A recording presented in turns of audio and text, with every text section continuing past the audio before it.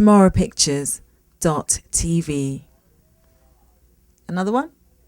Okay, it's a new show, and I'm in a new place. I'm back in Palo Alto in all of its noisy suburban glory outside the windows as I record this, but that's not going to stop your enjoyment of the show, which was recorded in Atlanta and Birmingham. More on that in a minute. Let's get to it.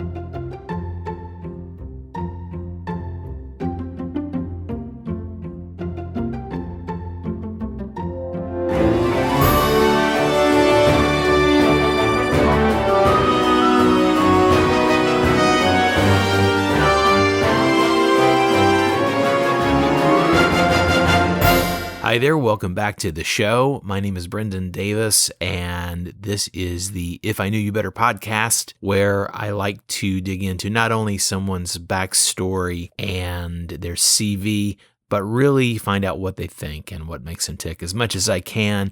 And this week, I'm very excited to welcome back to the show my very first guest, Mr. Frederick Taylor. Fred and I, if you have not heard the first episode, which was the first interview of this series, I did a little intro to kick us off. I will link that in the show notes, but if you have not yet heard that, no fear, you can dive right into this one. But Fred has quite a story, and in this one, we really get into the weeds about what he and also I think about a wide variety of topics. My show notes that I wrote for this, I'm going to kind of paraphrase this because I don't know if I could say it any better extemporaneously. Fred Taylor's entertainment career approach exemplifies the concept of long-term thinking.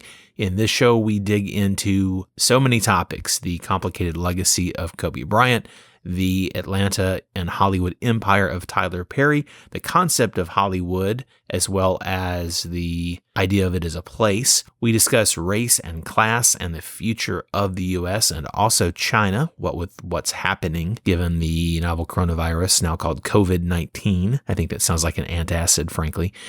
And ultimately, the big takeaway from this episode with Fred is winning by playing your own game. We really let it fly here. We are holding nothing back, and I'm going to share it all in its uncut glory coming up next. Hope you enjoy this show. Don't forget that you can find out more in the show notes. You can contact me via any of the socials. I'm pretty easy to track down. There's also a link in the show notes. Now, please enjoy this episode with Fred Taylor. Well, I'm very happy to be talking to the first guest again here in 2020 now, Mr. Frederick Taylor. Fred, how are you, sir? Pretty good, my friend, and yourself? I am very well. I consider myself very fortunate.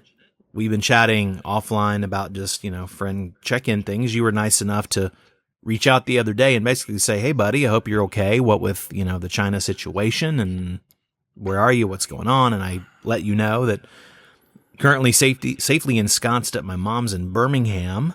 And, of course, I was going to try to see you in person in Atlanta, but being the two professionals we are, we're recording in such a way that this should sound as if we're in the same room, although we're actually on Skype. I know this is actually pretty exciting for us to be able to pull this off. It is.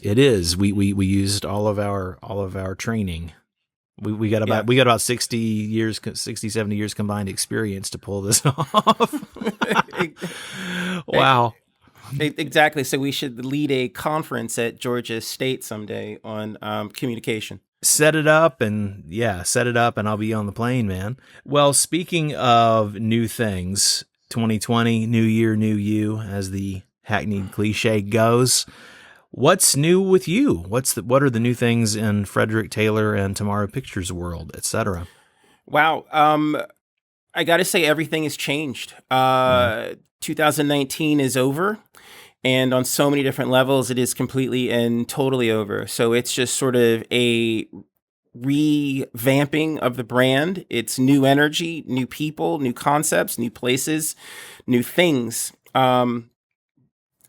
Initially coming out of the blocks, it was winning the Studio City Film Festival in Studio City, California. That afforded me a window of opportunity to get a meeting with California Pictures in California. That allowed me the opportunity to sign with them as a distribution company and it's helping to be a game changer. California Pictures is a company that's been around since the 1940s. It was started by Howard Hughes, and it's a company that is fast forward thinking. It's progressive. It thinks about the global market as well as the domestic market, and it thinks about the domestic progressive market as well. So there's a lot more inclusivity that goes on at California Pictures that I found to be really appealing. Because one of the things I really wanted to get away from was the typical type of distribution company in California where, oh, do they have amazing offices? Are they in Beverly Hills? Who do they know? Right. Do they have fancy furniture? Is the A-listers walking in and out of there all of the time? Are you in the mix? Right. I didn't want to be in the mix because the mix is not where it's at. You get lost in the mix sometimes pretty easily, actually. Completely. There's an ATL saying, it's called getting lost in the sauce. Yep.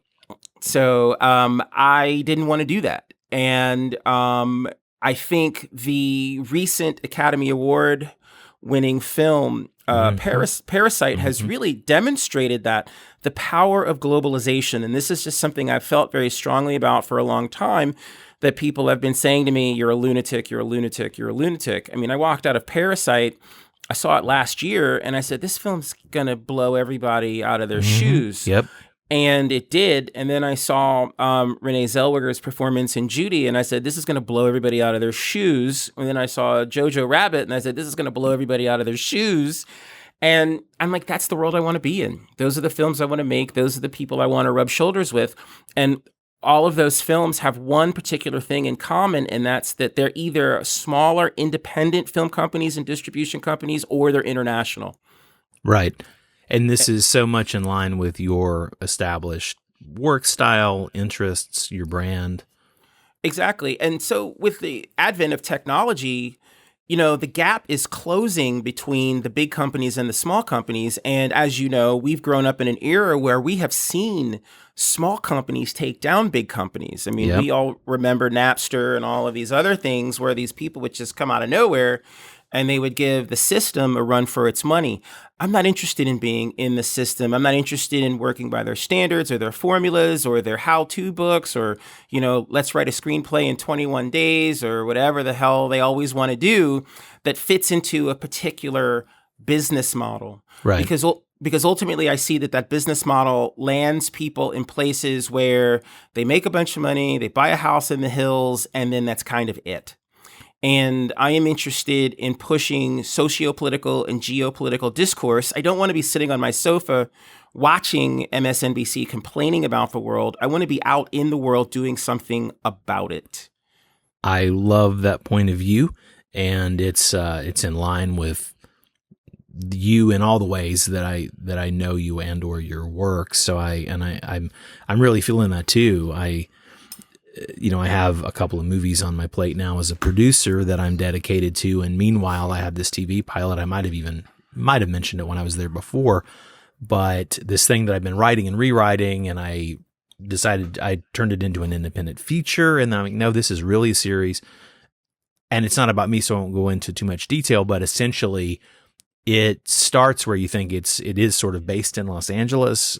And it's not about entertainment, although one of the supporting characters is an upcoming actor, but you think it's sort of that, and then it mushrooms out and it loops in China and the world and geopolitics. I mean, you know, it's a bit of a Trojan horse, but that's this thing that we'll see if I can ever get it set up.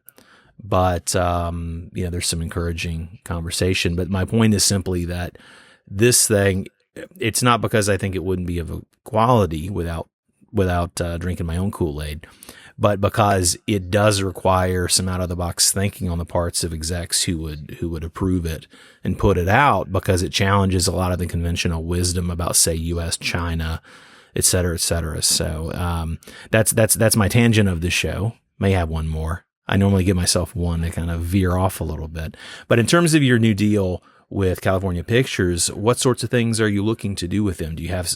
Are you basically porting your existing slate over to them, or are you seeing what might go out through them, or are you also creating new projects, I assume? But I mean, what's kind of the focus? It's literally all of the above. And that's the exciting part about it. It's the excitement of being on a team of like-minded individuals. And we're all pointed in the same direction. And we all see the profitability in truth and in awakening and in presenting life as it really is versus this fantasy world that everybody's kind of gone sideways with recently in the business.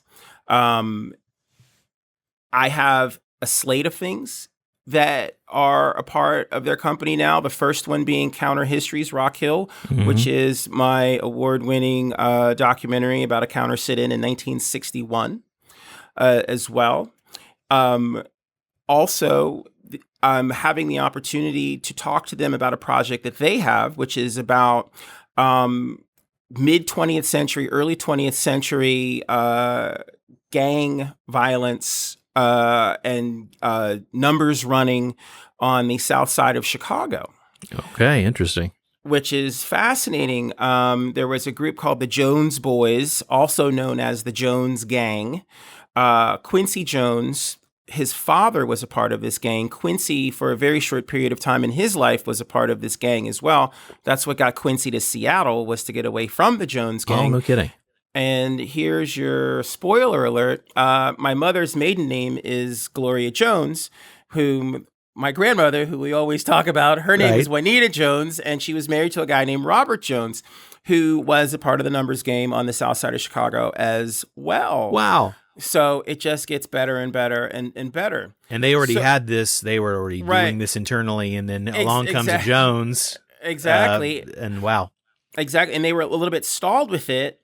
And the CEO is literally, his name's Steven, he literally was hanging around down in my neighborhood trying to help develop this idea, realizing the gravity of what he was doing. Yeah. And we just started talking, and we really realized we had a lot in common. We were kind of thinking in the same direction, and we genuinely like each other, and we're comfortable with each other. And I like Steven in spite of the fact that there's a certain number of people that I'm affiliated with in Los Angeles who don't even know who he is. Yeah. And I don't care. Exactly. Because I like Steven the man. Well, the right people are the right people, and that's something you have to learn to differentiate between who's hot or who's got the, again, who has the right office, quote unquote, versus who can get the work done and who you're in sync with. Completely, and that's what this is really all about. It's about being in sync. And, I've got a few other things. I've got another completed hour-long documentary about women who box that I shot in Atlanta as well, which eventually I'm going to run that by them. And then I've got my other transgendered project, which I'm very interested in them being a part of. It's shot, but I need to finish, and I'd like for them to be a part of the process of finishing it as well. And that's one of the things that's been golden about this relationship, is that I've been working for a long time. I've accumulated a lot of content, and I'm now finding an outlet out there where when I bring the content in the door, they're going to take it seriously in its evaluation. Right. And, their ability to get behind it is going to be based on merit. And it's going to be based on the value of the project and the value of my character as someone that they want to work with, and the value of my company and the other people that are attached and affiliated with me. As well. And it's gender balanced in this company. It's culturally balanced. People are represented across the board. Yeah. As well. You're like a mini UN over there. Dude, I don't only want to work at companies that feel like the UN. Like I can't work at places that are systemically biased one way or another, because I just don't think it's a realistic vantage point or perspective. And that was really hammered home to me recently, because I was at the Sundance Film Festival and spoke on a panel, and then sat in on several other panels as well. And honestly, at Sundance, from a political standpoint, I saw the good, the bad, and the ugly. Well, let's talk about Sundance. And actually, leading into that, let me throw one at you that we didn't sort of prep. But I mean, this is where you live, so I feel confident that you'll be able to take this ball and run with it for a moment. I'm going to link our original episode. Anyone who's listening to this, keep listening. This is a freestanding piece, but I'm going to link, your previous chat with me, of course. So that'll be in the show notes to make it easy to find. Because that was really your backstory and how you became who you are today, as well as what you're working on at the time. But for the sake of just kind of setting a little bit of an expectation, I think you've done a pretty good job. But maybe how would you summarize when you're looking down the road? What are you interested to say moving forward? Like what is your gestalt of your disposition toward the world and toward creating content? The Gestalt is a global initiative. I have left the building, so to speak. Yeah.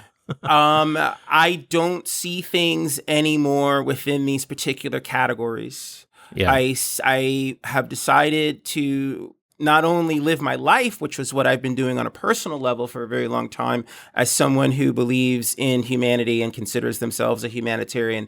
Now my work operates in that space as well. Yeah. So I'm not thinking about, is this a Hollywood film? Is this marketable? Is this white or black or this or that? It's like, does this fit into the zeitgeist of the human condition? Right. Is this something that, it's not about playing in Peoria as much as it is, can I play in Nairobi? Mm-hmm. Can I play in Bucharest, Romania? Mm-hmm. Can I play in Lima, Peru, or Sao Paulo, Brazil? That's what I'm really concerned with now, because I don't believe in this idea that people are biased when it comes to great moving stories. And it doesn't matter who they are, what they look like. People are interested in the human condition. And I honestly believe that the human condition is marketable, and it's the job of today's filmmakers to close the gap between great filmmaking and profitability. Well, you mentioned several things about Sundance, and I know a great film is one of the things we'll discuss, but it was a pretty, you were basically off the plane when you got some pretty devastating cultural news. Correct. Yes. Yeah. The passing of Kobe Bryant, which, on the surface, you looked at it as, well, tragedy happens. Many famous people have died in, helicopter crashes, Stevie Ray Vaughan, or plane crashes, things like that. Right. But for some strange reason, this was a particular incident that has just continued to gain momentum. Mm-hmm. And it really gives you a serious understanding of the reach of sports, and in particular, basketball. And that it is a global sport that affects basically every corner of the globe, with China being one of the more significant territories where basketball is, for some, a way of life. Absolutely. As well. Yeah, there's CBA and their historical love of the NBA, I'll just say it like that. Sure. But people have been very, very moved and polarized all at the same time about this person's passing, in spite of the fact that, for all intents and purposes, he was infamous. And Right. There were things in his past that we all easily can sign off on that are not ideal as far as conduct. Right. Becoming a young man with millions and millions of dollars. And both of you and I lived in Los Angeles at a particular time. Yep. And he was running amok at that time. Mm-hmm. And he had a reputation of, hey, don't get caught alone with Kobe. Don't get caught in a hotel room. Yeah. If Kobe comes up to you at the club, don't go home with. It was that type of. He had that type of. It was kind of the Weinstein vibe in the film industry. It was. Which is shocking to people who don't track this. But if you're in an wider entertainment world, it was not. It was not a secret that there were some problematic aspects of his joie de vivre, or however the French say it. Exactly. So when it all went down, all of us on the inside were not shocked. We're not surprised. I was more amazed by the outcome of all of the things involving the court case and stuff like that. And then he was able to scrub a lot of that moving forward. Yeah. And, by the time he met with his unfortunate demise, he was looked upon as someone who was a devoted husband, right, exactly, and father. Exactly. Which is miraculous. And it also directly parallels how the media has evolved over the past 10 years Mm-hmm. in this world. I mean, we call it fake news, but I like to just kind of consider it more sleight of hand news. Okay. You know, the social media, things like that, they're magic tricks. Right. You know, Right. you can get people to see things that are not there or are there, depending on how good you are at it. And he was a skilled craftsman. I mean, this guy walked away with an Oscar the moment he stepped off the basketball court. Right. Right. That was a phenomenal achievement in and of itself as well. And so now you've got people like Gayle King who are really trying to, you know, shed light on the fact that, you know, he victimized someone. And then you've got other people on the other side of the fence like Snoop Dogg and 50 Cent who are, you know, as they like to say in the urban world, dragging Gayle. Right. Right. Because she is, you know, opening up Pandora's box and she's letting out all of these things that people want to just go away. And so there's this push-pull now for what is our level of responsibility based on, you know, profitability. You know, Kobe's a brand. He's a guy that's worth over $300 million. And so when you have a lot of money, people want to say, okay, all is forgiven, you know, and I don't know where that's going to land. And this particular war, which the battle lines are being drawn specifically between a lot of black men and a lot of black women who are all affluent, all doing well, you know. And they're fighting about this, and they're fighting about this publicly, and they're fighting about this publicly on social media. It's another subset of the culture wars. It's just another one of those dynamics that people are playing tennis across. Completely. And here is a black cultural war that is dragging everybody else with them to the bottom of the ocean. Like we're all paying attention to this. We're all watching this. We all know who Snoop Dogg is, and we all care about Gayle King, you know, and we all have conveniently forgot that Snoop beat a homicide assault charge back in the 90s as well. You know, he was either the trigger man for a particular incident, or he was the guy driving the vehicle. But in any particular case, he found a way to wiggle out of it. And, you know, 50 Cent was famous as the guy who got shot 7 times, you know. So these are the people that are giving Gayle a hard time, you know. Right. To the point where Oprah is saying Gayle's in tears and all this other stuff. And, you know, so it's crazy. And it's the Trumpian universe and anything goes. Well, and this is a question that, you know, me being derived from like, you know, white Irish roots, ask you, not derived from those roots, because you have a different perspective than I do in terms of the cultural, you know, themes that you're swimming in. How do you, I mean, you just explicated both sides of this very, very even-handedly. And of course you're a mature man, so you can consider, you know, multiple points of view at one time, but how do you reconcile all of this? Those opposing forces. Are you sort of, I mean, you love the player, but of course, you know, hate the crime. Exactly. So, you know, do you have a little bit of a detachment from, you know, you clearly aren't sort of in either camp. You see both sides of this, it seems. And that's the point. I'm not in either camp, and there really isn't a side to choose. The world we live in now, there isn't a space for us. You know, we don't have a third party, so we got to vote Democrat or Republican, even though most of us would say, I don't know about either party, but that's what it is. And we have to figure out a way to deal with it. And then you have people that live their lives like yourself and myself who, you know, you're white. I know I'm black. But at the same time, we don't live systemically in those universes. We operate in this higher thinking universe that transcends all of that. Well, we're very fortunate to work in a world where they ultimately care about the ideas and your ability to execute and deliver. And that's what's important. It's the color of the package or the shape of the package is not nearly as important. The shape is not unimportant. But Exactly. but the color of the package is not nearly as important as what's in it. Exactly. And, Gail is a journalist and has the right to be able to go after any particular story that she wishes, and she shouldn't be censored by anybody, white, black, blue, Yeah. green, purple, or whatever.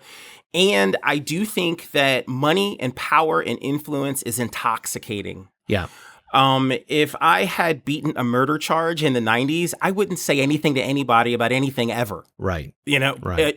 But he feels emboldened, he feels empowered, and he feels like he can say that. And not only personally, like give her a phone call. I'm going to get on social media with millions of followers, and I'm going to say these things and make a video and put it on Instagram. Right. Which is not in his best interest, because once you push send, you cannot get it back. And it'll be interesting to see how people react to that moving forward. Is he going to do more commercials with Martha Stewart or not? Or is that going to be over? Mm. Who knows? Yeah. We'll find out. Yeah. Well, you mentioned that you were on a panel and around some panels as well. What were some of the things that you were engaging on, or that you really enjoyed getting to fly on the wall at? Culture, specifically pointed towards cannabis. Mm-hmm. This relationship that the industry has with cannabis, and this portrayal of cannabis use in movies and television. Okay. And currently, cannabis has a bad rap, that cannabis users are bad people. They smoke pot and they do bad things, or they're lazy, or they're indigents and things like that, versus people aren't writing screenplays about someone suffering in pain who uses cannabis as a sedative. We live in a world where, a sophisticated James Bond can order a martini shaken, not stirred, and we still think he's a hero. But what if James Bond said, let's twist one up. Let's twist one up. I just dated myself with that language. You did. But you got it. Exactly. Exactly. So the point is just that then suddenly all of his credibility as a character is undermined. Yeah. Why is that? And this leads back into a lot of, once again, cultural discourse that requires new thinking and higher thinking. So there isn't really an answer to any of this stuff. You just have to make the decision for yourself. You just have to make the move. It's like, for yourself, I'm going to China. I don't care what anybody else says. This is what I'm going to do. I feel like this is going to work out for me sometime in the future. Mm-hmm. And guess what? It is. Yeah. It's going to work out for you. You know that. Yeah. You can feel that inside of yourself. Trust your instincts and you'll never be wrong. That is something that a very old Japanese man told me once. He was one of my mentors as well. These are all of the things that are out there for us to be able to unpack. And that's a big part of what the panel was about, was unpacking this as subject matter and unpacking culture in a different venue. And for me, being on the panel, I was African American, and then there was a white American male who was a doctor, and then a woman who was a marketing specialist, and then another filmmaker who was Indian American. Those are the kind of panels I want to be on. Totally. Yeah, because we're going to come in with a lot of different points of light to be able to generate or gestate some level of higher thinking. I don't have to have the answers right away. I just want to be working with people who are in search of those answers. Well, actually, let's just as sort of a reference, I'm curious because honestly, and you can be as forthcoming or not as you wish, but I mean, I don't even think of you as a so-called cannabis guy, to use the appropriate nomenclature. So I wouldn't know. I mean, having known you, quite a while. Yes. I was telling my mom, I'll get back to the point, but it's funny because we were chatting before we started here. And she says, she was asking me how I know you. And I said, actually, Fred was in grad school and he was actually, I knew you from Small World Atlanta and music film circles a little bit, like we'd been in the same room a few times. Right. But then I got to know you when you were my teacher. You were like a graduate teaching assistant for one of my film classes. And I know when I graduated. So we've known each other basically 30 years. Yes. Which is kind of crazy and cool. But my point is, in the 30 odd years I've known you, I haven't necessarily, I wouldn't have a hot take about your interest or involvement at all in kind of the world of weed. It's something that's evolved. A part of that influence has been living in California for a certain amount of time as well. And, being around during the decriminalization of marijuana. Which I voted for at the state level. That was an exciting day. Absolutely. And then understanding its medicinal properties and how it can really help people. Right. And that's what's made me an advocate of it, because before that, it was always, it was a party drug, to be perfectly honest. And, you didn't necessarily always get high quality. You didn't know where you were getting it. No, you did not. Sometimes you got oregano, depending on where you bought it. Which is an old joke, again, that references you. And carbon dates us both. Sorry. Carbon dates us both. Exactly. Remember when you would get weed with seeds in it? Oh, God, yeah. Exactly. And try to grow them, and then that doesn't work. And try to grow them, and that doesn't work. And, I had friends that would try to crush it up and then smoke the seeds. Yeah. And all that does is give you a really bad sore throat. Exactly.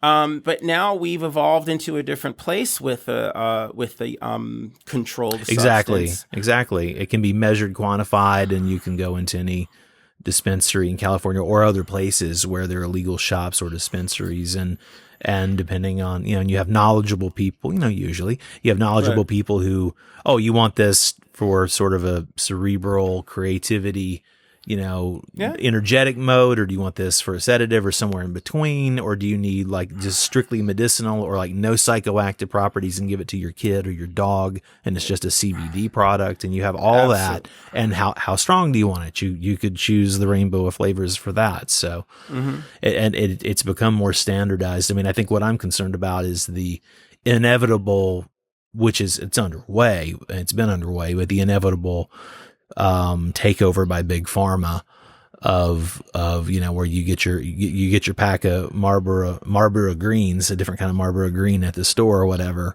and it's not to make this podcast about that, but I had to take the opportunity to ask you, having been a lifelong fan, and and again, in China I definitely don't touch it. I respect the laws of the country in which I'm currently breathing air, and haven't even touched it since I've been back, frankly.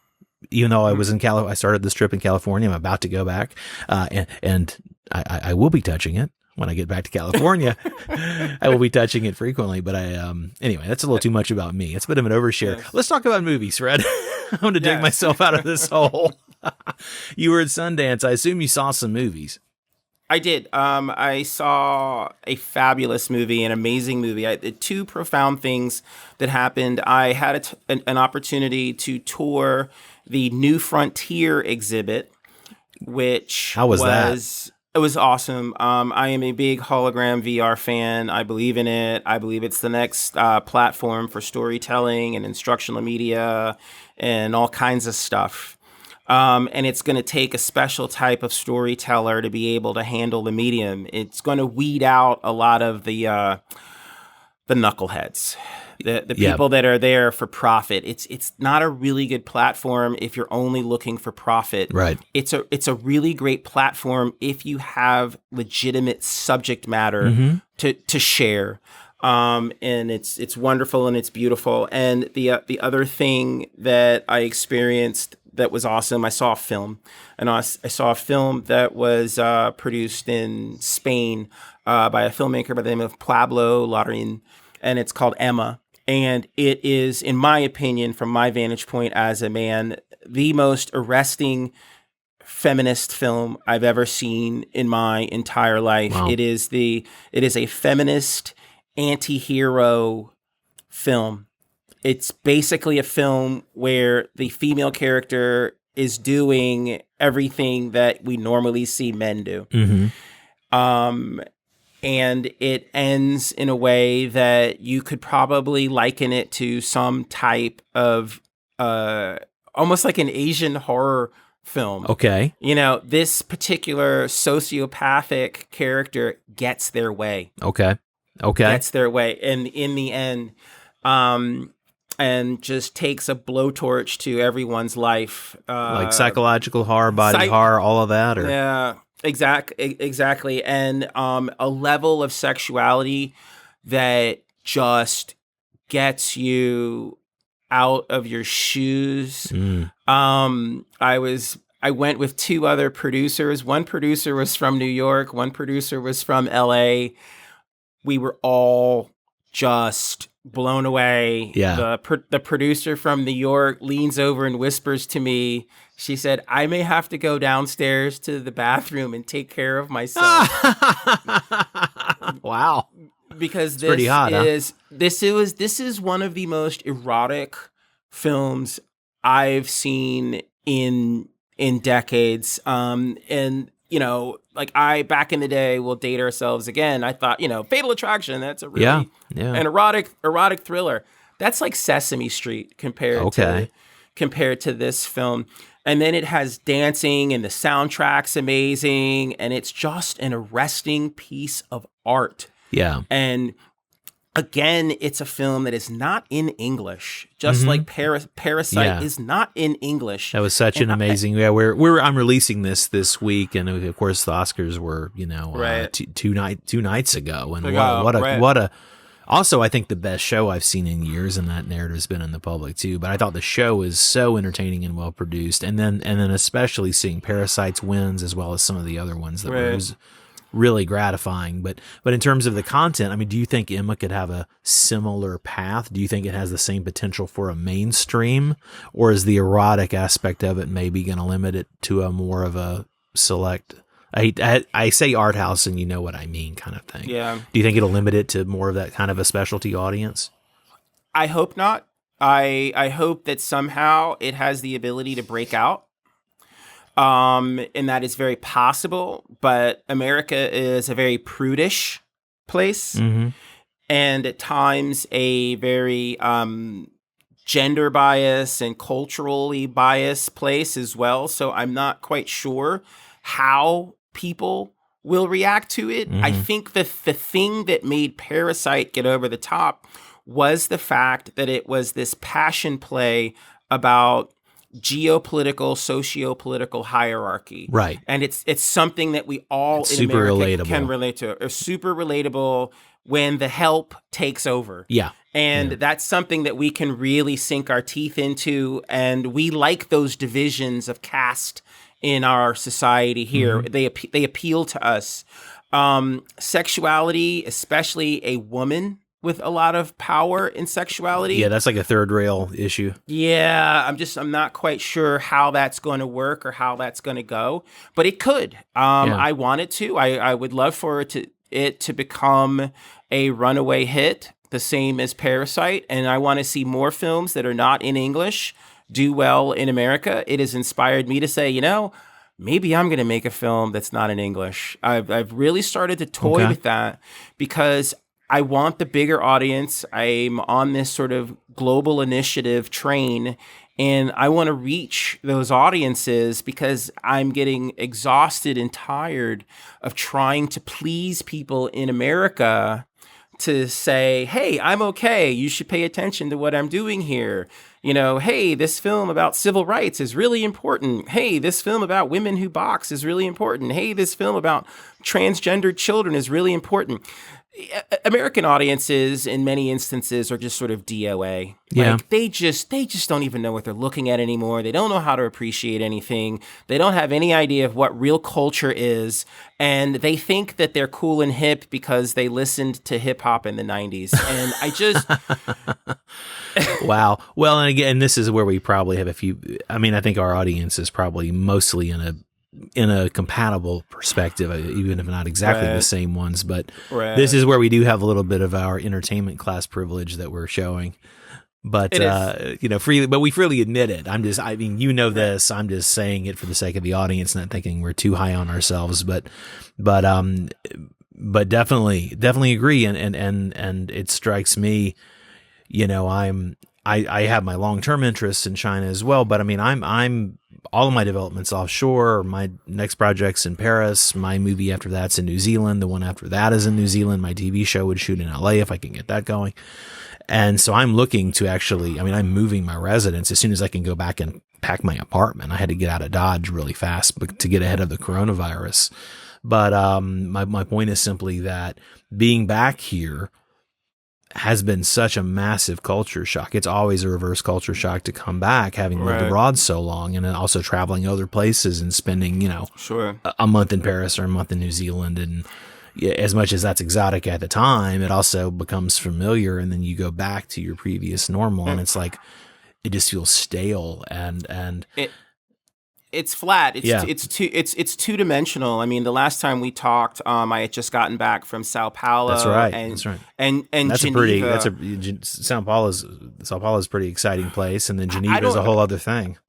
I don't want to leave, dude. Like, Yeah. I want to go shoot there. I want to go do things there. I want to go hang out and absorb culture in Europe. And coming back here is a complete and total letdown. And I just flatlined in November, December. Yeah. I kind of had it. I just kind of really bottomed out. And I just really started like brooming people in the industry that were still doing the same things they were doing in the 90s and in the early 2000s. I'm done. Yeah. Like, I can't take it anymore, and I'm tired of listening to them as the standard bearers, and this is the way it's done, and this is the way it's always been, or whatever. And I said, I'm not really interested in that. I don't care. I don't think it's relevant. To me, it's the equivalent of going from silent pictures to talkies. Yeah. Yeah. Once sound came into film, it's like we're not making silent films anymore. And now that we have gotten to this point, 20 years into the new millennium, we now have a completely different discourse in how we communicate and how we talk about things and what is important. It is obvious what is important, and we need to be moving towards it. And I don't want to recycle things. I don't want to see the reboot of Top Gun or Right. any of this other stuff. I don't care that Tom Cruise doesn't age, and that's supposed to be a good thing. I think Tom Cruise would actually be way more interesting if he was actually aging. Yeah. So I Might have to undo the blood sacrifice, though. I don't know how that works. whatever- I don't know if he kept his whatever- receipt or how that works. I know. That is that's going to end spectacularly.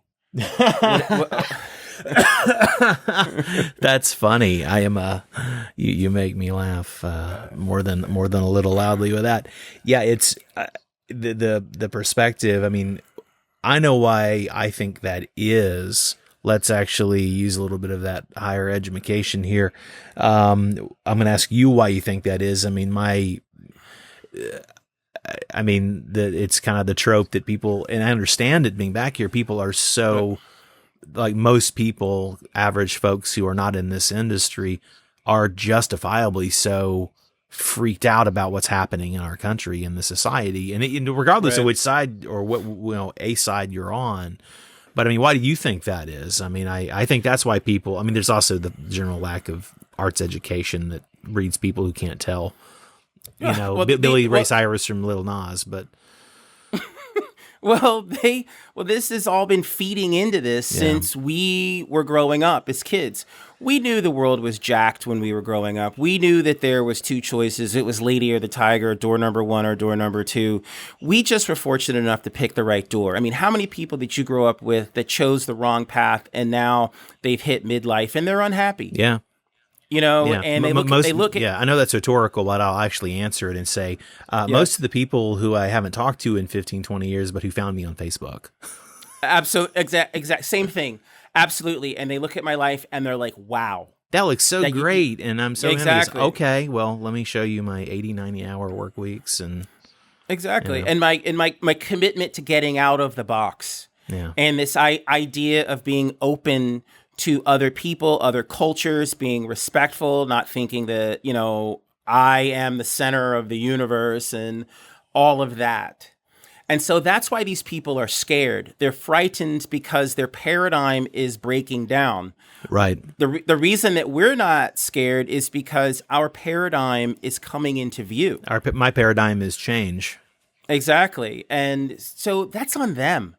That's a little bit of a fortune cookie, but I'm not going to walk it back. So no, but that's actually fun. That should be in fortune. You should have your own fortune cookie. Thank you. You should have a. Well, that'll be number 1. That'll be the. No, that's a great idea for you as a side business over that. Okay, I'm going to make a note here after the show. We're going to talk about this. You could remarket that and start with all of these people that are on your Facebook page that are envious of you. Yeah, well, I could start with the people with the asymmetrical haircuts and the live, love, laugh photo on their homepage. Yeah, exactly. And all of these people that say things like, "Oh, gratitude," and all this other stuff. But they're not doing anything about it. Yeah. And then they're behind their little keyboards pissing and moaning about the world and all of these issues and all of these problems. And they're living in denial about the climate, and then they're trying to have a revisionist attitude about 8 years of Obama. They're trying to look the other way with the current administration and say that this is not a train that's never going to come off the tracks. If it's not already off the tracks, yeah. I'm not quite sure. Yeah. As well. And, anybody that sits here and says like, oh, I don't pay attention to the news, I'm not interested in current events, world events or whatever, I'm ignoring it. I have no time. I have no one pays attention to my Twitter, but I actually, I hit a certain point the other day where I just had to put myself on record to the universe and essentially said, pardon the profanity, but look, fuck the undecideds. If you have your head in the ground, or if you're so ignorant or willingly uninformed that you don't at least have an opinion about how you feel, even if you think Trump is the greatest thing since sliced, very white, bland bread, okay, but at least you know how you feel, and hopefully you can back it up with why you feel that way. But by the way, and then we can talk about it. May not agree, but we can talk about it. But the idea that you have no idea who you support or who you think about, or that you can't value rank, say, the different candidates on the Democratic side about, okay, well, I like this about this person and don't like this, blah blah blah blah blah blah blah. But again, I'm coming at this as a fascinated outsider. I mean, I feel like I'm a visitor in my own country, Oh, you are. And we right now live in a society that would systemically go down the toilet if every black professional athlete in America boycotted. Mm-hmm. What do you think would happen to us if all of the black football players had walked out of the stadium in Miami during the Super Bowl, during the anthem, in solidarity, saying that we will not perform for you until we are treated with equal merit in America? Somebody should game that out, actually figure out the math and how it, I think that's a great idea there was the great documentary A Day Without a Mexican. Yeah. Somebody should do a version of that. Agreed. For black entertainment, black athletes. Exactly. And it's one of the things within my own community that we argue about all the time. And I say to black people consistently, we have a lot more power than we realize. And power is something that it's never really powerful until you're willing to give it up. That's when you really see the impact of who you are, what you are, and your surroundings. Yeah. And right now, black people are addicted to power and money and influence and access and all of those things because it's so incredibly new. Well, so are Chinese people. That's why what you're saying about black people in the state. I absolutely, my understanding, again, as an ally, as a next door ally, having grown up in Atlanta and such, and having so many friends from all over the place, but that's what I see. So some of the trends and things that seem to mystify so many commentators about the rise of China's, so-called middle class. Their middle class is what we would think of as like upper middle. Which is a whole other topic, but you to be middle class in China requires a level of wealth that when you typically would have the family, it's like, oh, that man, the dad is a successful surgeon and the wife had a high-end professional career and they have nannies. I mean, that's like middle class, quote unquote, in China. So this idea of nouveau riche, along with that, with not knowing how to be responsible, come the same cultural issues as there's a very, you'll appreciate this old Southernism, a lack of home training. Wow. Just don't know how to, and it's not meant as a people use it as a judgment. I don't sit high and mighty to use it as a judgment. I'm simply saying the idea that you haven't grown up because something's so new and it's accelerating so fast, you just don't have any framework. You don't have a paradigm within which to grow and blossom in a healthy, directed way. It's just, it's Kobe as a millionaire teenager. Exactly. You know? Exactly. And you're willing to look the other way on aberrant behavior. But if, he was Kobe Bryant, the bus driver, right. different story. Exactly. That'd be a whole different conversation. So some lady from Van Nuys would be writing a report and he'd be talking to the supervisor. Exactly. It would be over. It'd be over in a hurry. Well, part of why I love doing this, I mean, I remember talking to you before I even had a title for this show, actually, and just saying I was going to do it because at the time it was before an upcoming U.S. trip, and so we had some time to plan and talk about it, and I knew I wanted you on early, and when I came up with the idea of the title, If I Knew You Better, I mean, I really do want to get into these kind of more meaningful conversations. I don't want it to just be a bio resume update. And so that's part of why I especially enjoy talking with you, because not only, can you go there? I mean, you are there. That's where you're living. And so it's just about opening up the mic and letting you rip and having the chat. What I know from our pregame and just staying in touch in general, that you speaking of evolving and moving and changing and shifting and growing, you've got yet another move of sorts. Well, not of sorts. You have another move coming up. What's next on the horizon for you? Believe it or not, it's probably officially the craziest thing to date. Because I have a feeling I'm going to do something even crazier in the future. I have no doubt. I have confidence in this. So I may end up in China. Is what wow. Okay. Well, I'll help you find your way around. There you go. I appreciate that. I'm going to pitch a tent in Nashville. I am going to change the conversation and the discourse of my career, and it's going to delight some and confuse others. But it feels really comfortable. I grew up in the music business. I grew up with a father that was very much involved in the music business. And the one thing that my father taught me that has really stuck with me is that where the music business goes, film and television is always soon to follow. Completely. And I really, really, really do believe that. And anybody that works in the entertainment business that doesn't believe that, they can go bleep themselves. I'm not interested in their opinion. It's tried and true. It's been there from the beginning. And Nashville is a place of convergence. Right. And it's a convergence of art forms, whether you're talking about the obvious low-hanging fruit, which is the country music. Sure. Which is the base. And then from there, it branches out into the alternative scene. Right. Jack White, Americana stuff. Americana stuff, Black Keys. And then it reaches back into Memphis with soul. It reaches back into Atlanta with hip hop. And then you have these things that are just sort of these bizarre exploding supernovas like Lil Nas X and Billy Ray Cyrus. Right. And so as much as we can all walk around and say, oh, I hate that song. I'm so tired of that song. I don't want to hear that song anymore. That song has sold more units than anything on the planet. Probably since White Christmas or something. Probably something pretty close to that. Probably in that ballpark. And its reach has reached Asia. Yeah, my feeling is like, I don't like that song, but I love that it exists.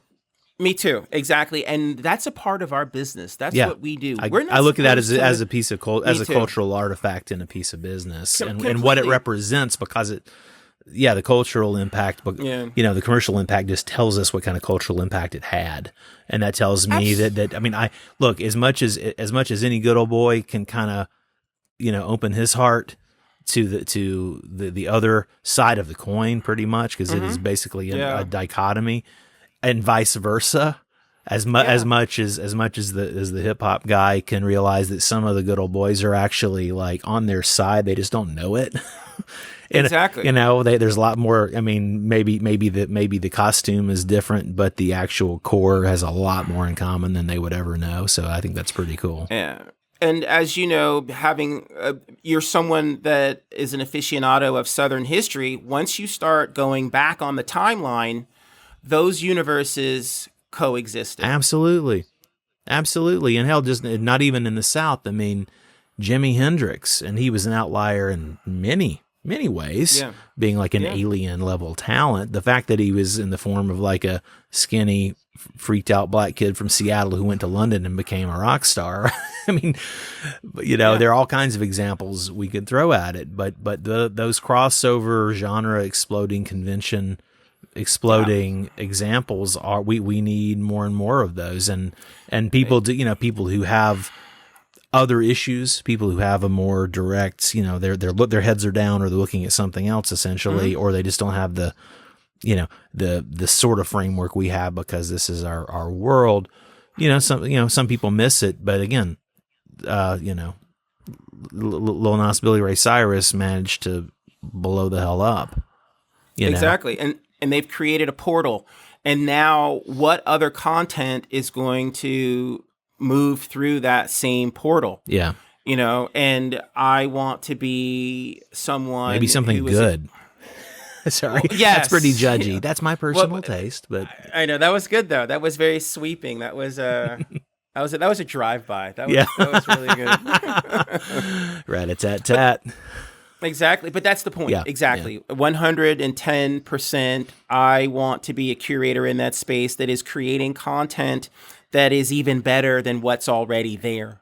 I'm not the biggest fan of Taylor Swift in the world, but I admire the brand. I'm glad she exists, and she's committed to Nashville and Tennessee as well, and has gotten involved in politics. Yeah. They're building the new History of African American Music Museum in Nashville, which will be right downtown off of Broadway. Awesome. So guess what? They're going to have a high influx of African Americans. They're going to want to go to that museum. Yep. A lot of other kinds of people are going to want to go to that museum. Lizzo just played at the Ryman a couple of months ago as well. So so things are changing. Yeah. Things are evolving, and there is an energy that's there that just frankly does not exist in Atlanta. Atlanta is too siloed with all of its points of light and so-called opportunities. I mean, I have no chance of getting on the Tyler Perry lot, nor do you, nor does pretty much anybody else that is not in his loop. Yeah. That's how he runs his company. That's how he runs his business. He's not developing back into Atlanta. And that's his choice. Sure. That's his call. That's his thing. If he called me, would I pick up the phone? Absolutely. But the point is that he's probably not going to call. Yeah. And by the time he would call, I wouldn't need him. So he's kind of like everybody else in the system. He's like a chunk of LA that is just dropped in Atlanta. A good way to think of it. And Atlanta is really committed to financing family films, Christian films, things like that. Nashville is more committed to being on the edge. Nashville seems to be more open to great ideas, great concepts, integrated content, media, corporate sponsorship from all different directions. Nashville has no shame to their game. They're willing to get in there and get down with anybody that they think or they know has talent. Yeah. And it is a more merit-based market. Yeah. You've got to have something going on. So Billy Ray saw something in Lil Nas X. Yeah.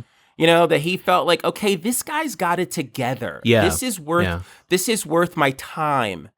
Well, yeah. And actually, guest number 2 is my friend Stuart Carraris, who helped engineer that Billy's last time. They're good friends, and so I was using it. I think my point was obviously tongue in cheek, but massive talent, and he's apparently a great guy. But Billy Ray is apparently. That's an example of how forward thinking he is. He's a super crafty business guy who's also wide open in terms of his interests and tastes. His artistry fits in a certain bucket, but his interests are way bigger than the Billy Ray Cyrus that people think they know. Right, perceive him to be. And, he did raise a very talented daughter. Yeah, exactly. As well. And then also Miley. I'm just kidding. That was a cheap shot. I just had to. No, she is very talented. I would those. She's not going anywhere anytime No, she's soon, not. That so- was yeah. She's not, yeah. so- I just had to try to make you laugh. That's all. No, that completely and totally made me laugh. That's really funny. Well, so with Nashville, yeah, I mean, we were talking a little, again privately about Nashville, as great as it is for professional reasons. I mean, we have the two lives, the personal and the professional. So how do you see yourself existing in the ether? Are you basically living in airport lounges and highway, interstate lanes, continuing to do that? I mean, how do you reconcile the whole of your being relative to Nashville, Atlanta, California? It's the trifecta. It's the Great Triangle as well. Nashville is to Atlanta what Las Vegas is to LA. Mm-hmm. So it's just a car ride away. Right. I've got great connections halfway between Atlanta and Nashville, and that's in Chattanooga. Oh yeah, that's a cool little city. Absolutely. And beautiful area. Unbelievable. And then I've got a great company here with great people. I've got great friends here. I have parents that are still here as well, that they have to let me in. They can't leave me on the doorstep. Sitting in my mom's sewing room, converted to have the guest bed behind me. I can understand. Yes. Exactly. And that's a part of who we are. And our families are a tremendous support system for us as we continue down this nonconformist journey that we've been on for decades. And then I've got great relationships in LA, people that I've built over the past several years. Yeah. That are there for me, that cheer for me, support me, and once again are like family. Yeah. And as far as Nashville is concerned, I'm going to get a place. I've already gotten it, and it's right down adjacent to Music Row. I can walk over to Music Row. Wow. And so, well, you'll see a lot of great music. You'll hear a lot of great music and see it live, and you'll get to eat a lot of good food. I know that, at least. Exactly. And I will get to pitch a lot of record labels on music content. And there are other great institutions that are there as well to be able to go after in this world of exploding content. And Nashville is at the perfect crossroads for that. They're looking for the content, they want the content, and now they need the content providers. And I walk into Nashville with a tremendous amount of gravitas, being from LA and Atlanta. Exactly. Well, Right. This has been a really fun and interesting conversation, to say the least. Absolutely. I'm glad we could catch up like this. Do you have any closing thoughts? I kind of opened it up with my, kicking off 2020 with so many new things. What's your take on 2020 now that we're in it a minute? Well, the funny part about it is that we will be in a very different place at the end of 2020. Yep. So whatever we're thinking now, it won't be this later. Mm-hmm. Everything is moving and shaking around us. But for someone like yourself and someone like myself, we have created a layer of Teflon against all of this sort of systemic and distracting discourse. So for me, 2020 is going to be amazing. For a lot of other people, it's going to be a very difficult battle. Yeah. And they're going to feel like they're going uphill quite a bit. And there are a lot of people right now that think things are going to work out for them in 2020 and they're going to come crashing to the ground. And it's because they're not working in consortiums and strategic partnerships. And what we do together is what 2020 is all about. Like, we empower each other. Yeah. And we get a lot more done. And this whole idea of individualism and siloing yourself into communities that revolve around a base that is tone deaf to anybody else's needs or issues, or this idea of I only have my information from one news source. Jeez. Like, all of this stuff is nuts. Or this sort of preservation of my own race, or this idea that people can't choose their own happiness as far as who they love, who they marry. Women can't control their own bodies. These black guy bleeps of sons of whatever have to play in the NFL. You know, Yeah. It's all going to come to a crashing halt. We are going to turn a massive corner. We will not be the same country in a year. We will not be the same race of humans in a year. And we're going to go to higher ground, and some of us will get there and some of us won't. And, you know, for you and I, if you make your film in New Zealand and it only sells in New Zealand and Asia and Europe and Africa, you'll be a rich man. Well, from your lips to God's ears, sir. Well, we will have to, besides us staying in touch, we're going to have to do a follow-up, and I think that a good date for a follow-up recording is probably November 9th. Agreed. November 9th. I think that might be a good day for us to get on the mics and catch up again and see what has been wrought. Absolutely. We should make it funny and play back some of these things that we said now. And see how smart we are now, huh? Oh, you entertainment guys think you're hot stuff. Okay. Well, no, I don't really. I just this is the story I tell myself to wake up every morning. So no, we'll both be in really great places coming November 9th. Well, as well. Well, I will. I'll let you get your beachhead established before I carpet bag my way to Nashville. But I do plan to come knocking on your door and seeing what creative trouble we can get in together once you're there. That sounds amazing. Awesome. You got it. Thanks so much, Fred. All right, brother. You take care of yourself. All right. Well, I hope that delivered as promised up top. This was a lot of fun, and I think it's really important to note that, I mean, we sort of said as much as we went along that, you know, we're not full of ourselves or riding our own hype so much as coming from a really specific point of view. That is what has enabled us to keep on forging ahead in these wacky careers in the business of show, as they say. And I hope it's obvious that we don't take anything for granted.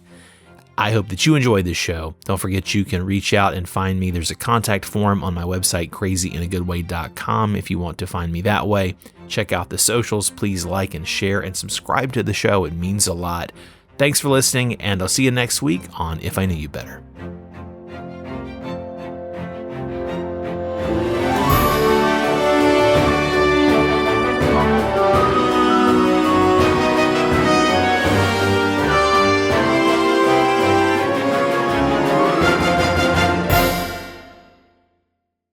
This is tomorrowpictures.tv.